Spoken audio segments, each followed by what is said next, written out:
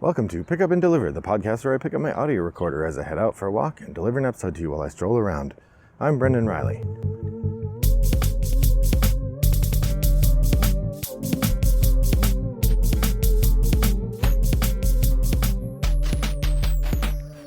Well, good afternoon. It is a lovely day here in suburban Chicago. Good morning actually. I'm pleased to be talking to you as I head out for a stroll. It really, all things in the right order. I should probably be doing a top of the stack for August. But given that I took a sort of unplanned 6-week break from the podcast, and my last episode was top of the stack July, I figure I'll put one episode in between and then do top of the stack August and get us rolling toward normal production schedule again. So this episode is actually going to be, because I was really ready to start again right around the beginning of August, but then I had Gencon, the best 4 days in gaming. So I think the tagline for that. So what I thought I would do is spend a little bit of time talking about my experience at Gencon, as I have done the last 2 years, or 3 years, 2 or 3 years.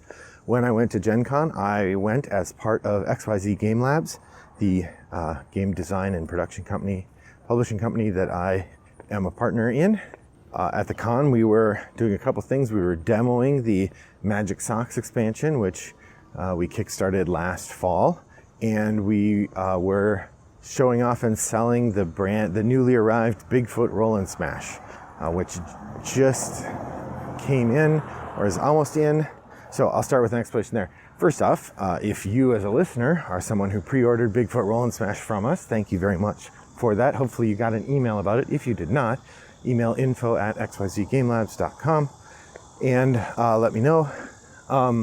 But the long and short of it is our shipment, our main production shipment of games is coming in. I believe it's scheduled to land August 12th, which is 2 days from now. And we will have it at our distribution company shortly thereafter. And we should have the shipments go out and sent to people by mid-September. So we are well on our way to getting that game sent out. Along those lines, we tried to figure out what to do about Gencon this year, because if we didn't have Bigfoot to show at Gencon this year, it really wasn't worth going.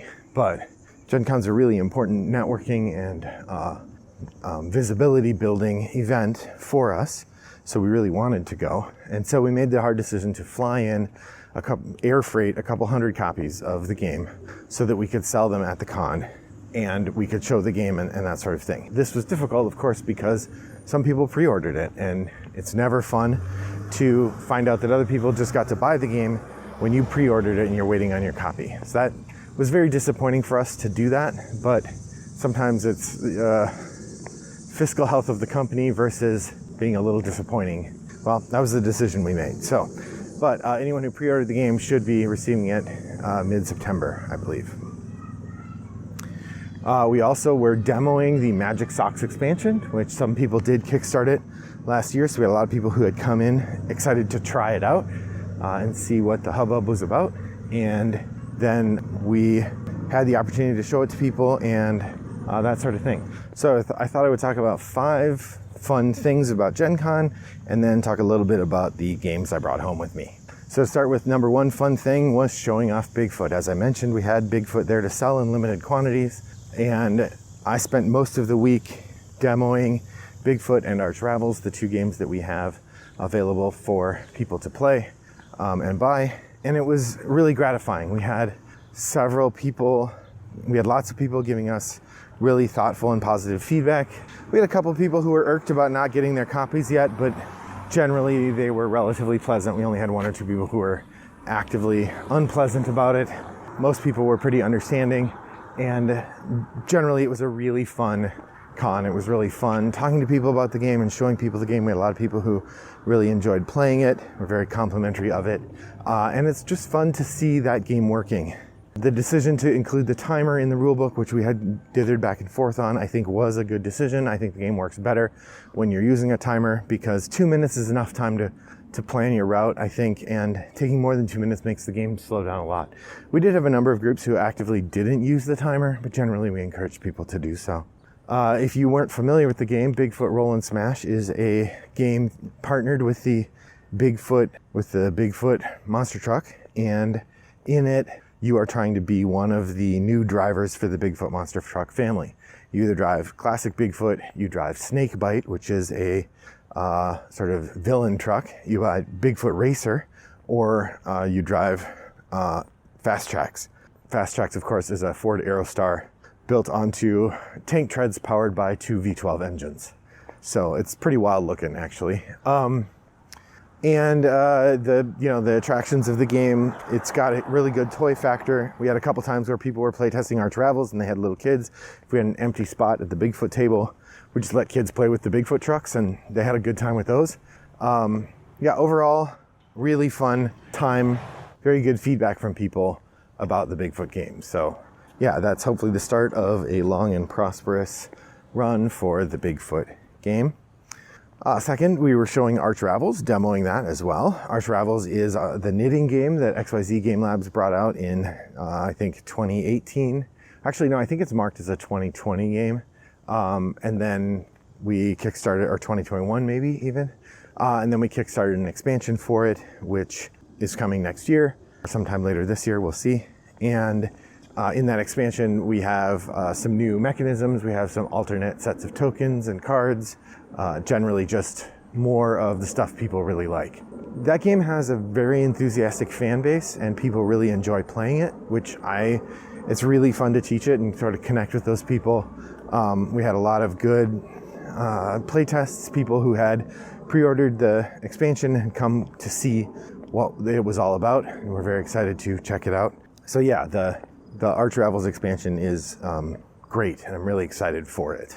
So yeah, I'm trying to think if there's anything else to share about that. If you pre-ordered that, I'm not sure exactly when it'll deliver, but I think in the spring of next year would be the most likely time.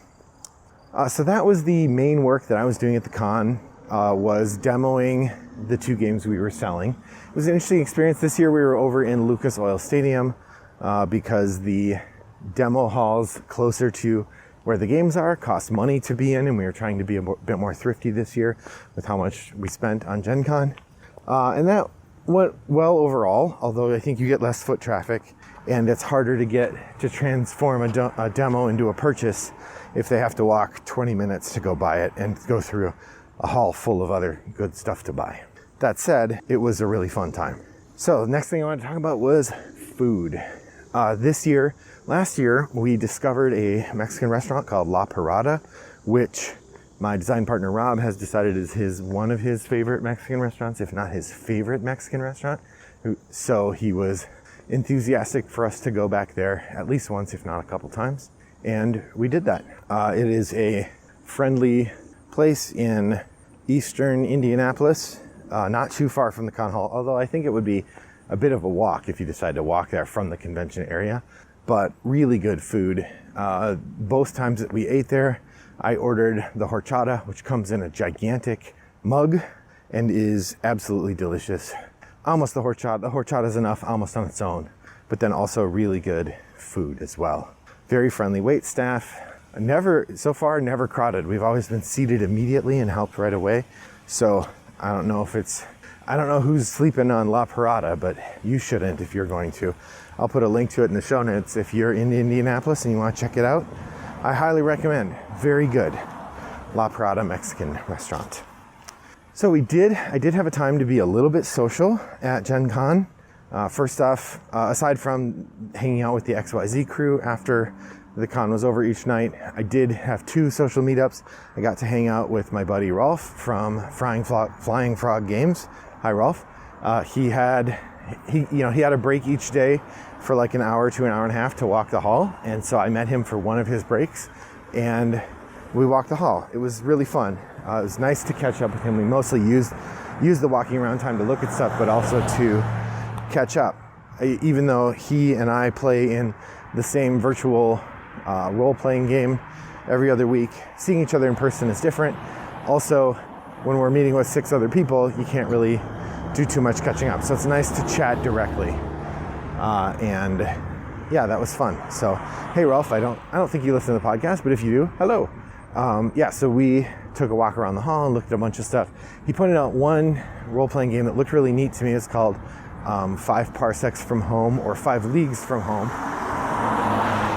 They have like 2 versions of it. One is kind of a Star Trek version, and one is a space version, and one is a fantasy version.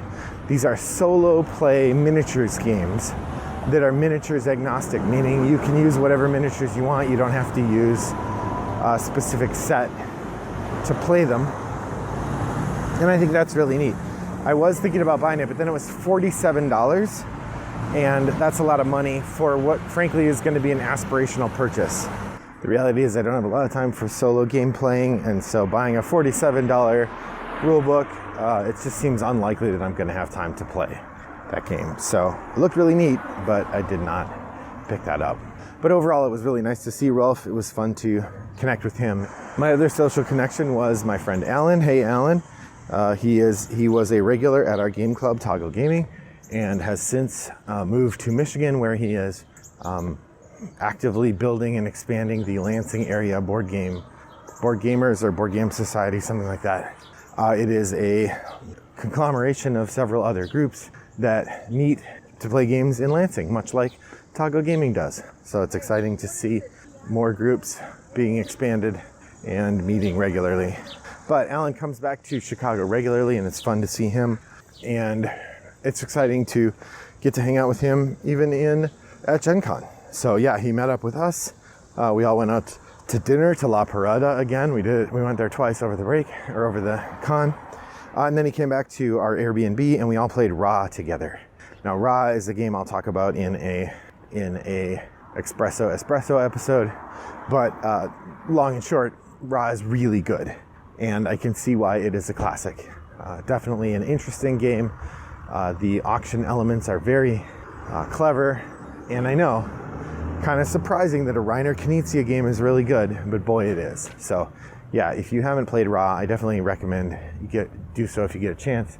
The 25th Century edition that came out this year is beautiful and really fun to play. So that's Ra that we played with Alan. The other game I got to play during the break was After Us, which is sort of themed around human beings have gone and apes have taken over the world. I'll talk about that in another espresso episode.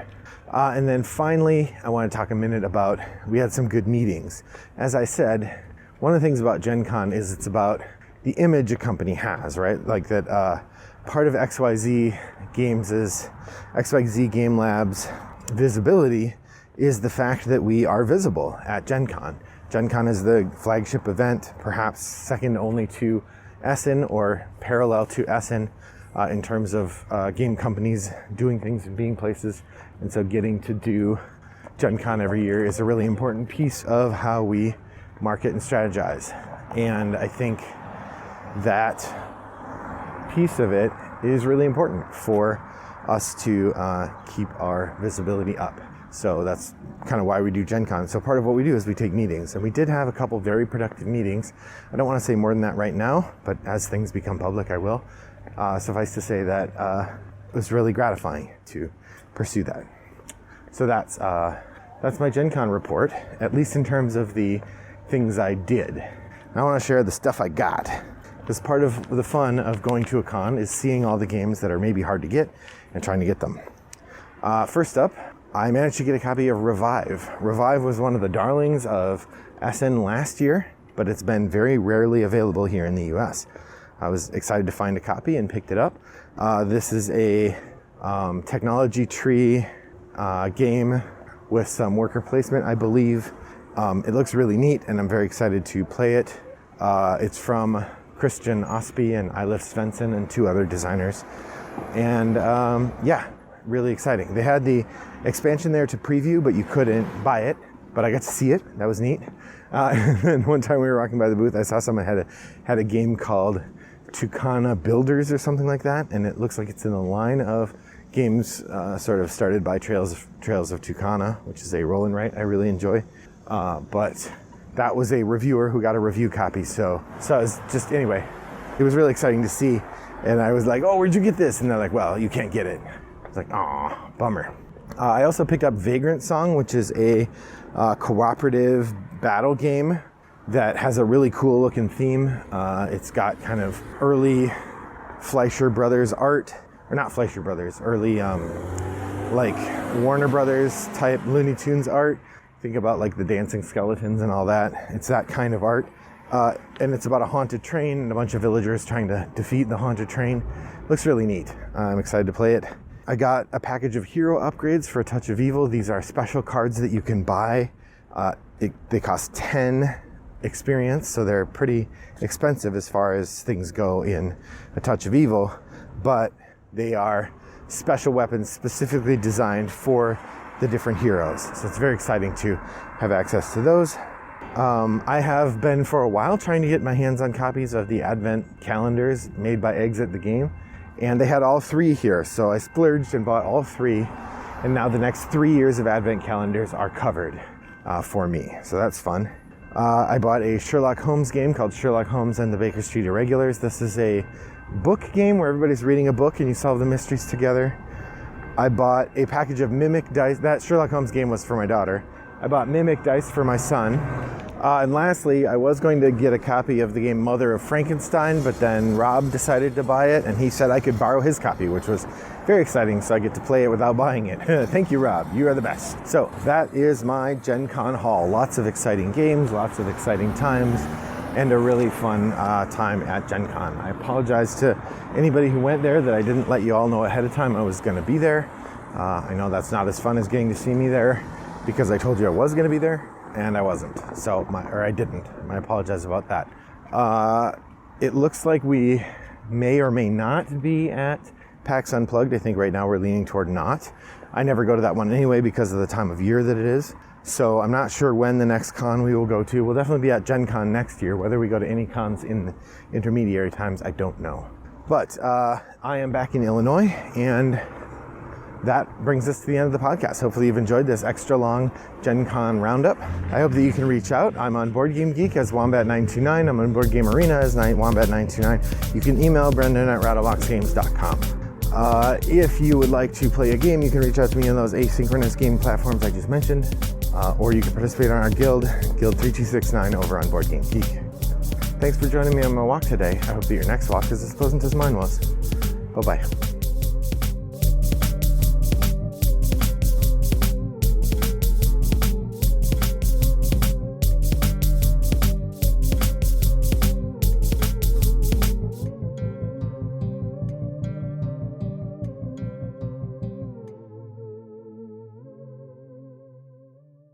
Brought to you by Rattlebox Games.